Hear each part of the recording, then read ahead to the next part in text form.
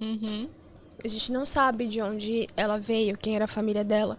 E tudo que a gente entrou em contato depois disso foi através dos evangelhos apócrifos e dos textos gnósticos e cátaros, que eram seguidores primitivos ali de Maria Madalena. Uhum. E a gente sabe, assim, a gente vai resgatando através dessa história, a gente vê que Maria Madalena foi uma sacerdotisa, que ela foi uma mulher que sempre esteve ligada aos mistérios femininos, aos mistérios do feminino. Ela estudou de muitas fontes, de muitas escolas de mistérios, principalmente em Avalon. Desde muito criança, ela foi para as universidades celtas e ela estudou em Avalon. Estudou alquimia, estudou a geometria sagrada, estudou a botânica, a medicina das plantas. E quando ela, lá dentro desses estudos, uma sacerdotisa falou para ela: quando você finalizar aqui, vai para o Egito. Vai ouvir o chamado da mãe cósmica, que é a Ísis, né? Uhum. E ela foi. Quando ela completou 21 anos, ela foi para o Egito e ela se iniciou com Ísis.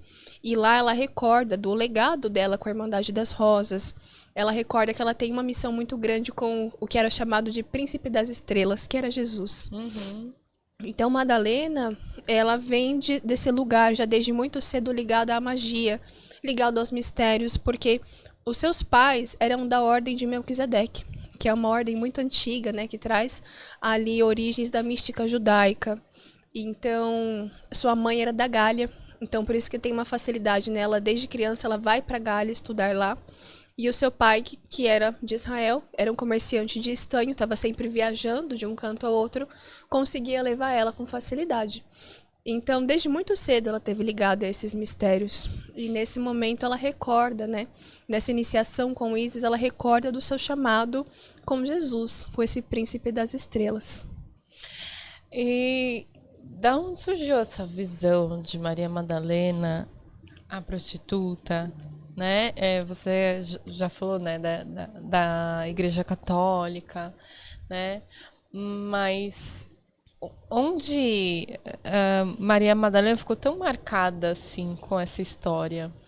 Digamos que ela sempre foi mal vista, né? Porque uma mulher que naquela época estudava, viajava para lá e para cá, falava várias línguas, tá? Ela era muito claro que ela era ligada à sabedoria proibida. Então, ela já rompia, né? Desafiava as imposições patriarcais. E até por isso ela foi tão oculta, né, das histórias. Porque ela era uma mulher que trazia a magia viva com ela. Mas no ano de 591, o Papa Gregório faz uma confusão, entre aspas, dela com uma outra mulher que era uma prostituta e coloca ela como, reduz, né, o papel dela como se ela fosse, começa até a ficar marcado nas artes, né, que Madalena era a prostituta arrependida. Então era muito, muito famoso naquela época, assim, as expressões, as artes com a expressão a Madalena arrependida, né? Que ela era como se ela fosse uma mulher que era uma prostituta e se arrependeu e começou a seguir Jesus. Mas, na verdade, a história dela é muito mais profunda, né? Ela nunca esteve ligada à prostituição como a gente conhece hoje. E sim, a prostituta sagrada, que eram as quedexas naquela época, né? E as quedexas, naquela época, na verdade, eram resistência, porque já tinha um patriarcado muito forte. Mas as quedexas eram as mulheres que serviam aos templos de Ísis, servindo ao sagrado, trazendo essa magia do feminino, do útero, né? Que reconheciam o seu útero como fonte desse poder feminino. E era uma mulher que estava ligada com isso. Mas não a prostituição como a gente conhece hoje. E como foi esse encontro com Jesus? Então, temos muitas histórias acerca disso, porque há uma versão que eu gosto muito e que faz muito sentido para mim. Eu sempre falo isso, gente. Enquanto historiadora, é difícil para mim falar de Maria Madalena porque a gente não tem muitas fontes concretas, né? A gente tem várias versões de textos apócrifos e de lendas também, muitas lendas. Então eu sempre falo, peguem aquilo que ressoar com vocês, sentido, que né, fizer pra sentido, né? E uma coisa que faz muito sentido para mim é que os pais de Jesus e os pais de Maria Madalena pertenciam a essa ordem de Melquisedeque. E o casamento deles foi arranjado. né, o pai de Maria Madalena e José de Arimateia, que era o tio-avô de Jesus, terem também o comércio juntos, eles trabalhavam juntos, teve essa ponte, né, entre as duas famílias, e eles tiveram um casamento arranjado. Interessante. Então tem essa versão. Tem uma outra história, aí é uma lenda que conta que eles tiveram um encontro no poço. Que um dia Madalena estava buscando água e ele foi para o mesmo lugar, estava com Maria, e eles se encontraram. E depois daquele momento eles começaram a caminhar juntos. Então são pequenos fragmentos aí que a gente tem, né, para buscar. E qual foi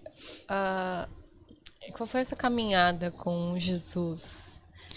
Madalena, ela sempre foi uma mulher que buscou a sabedoria, que buscou o conhecimento sagrado.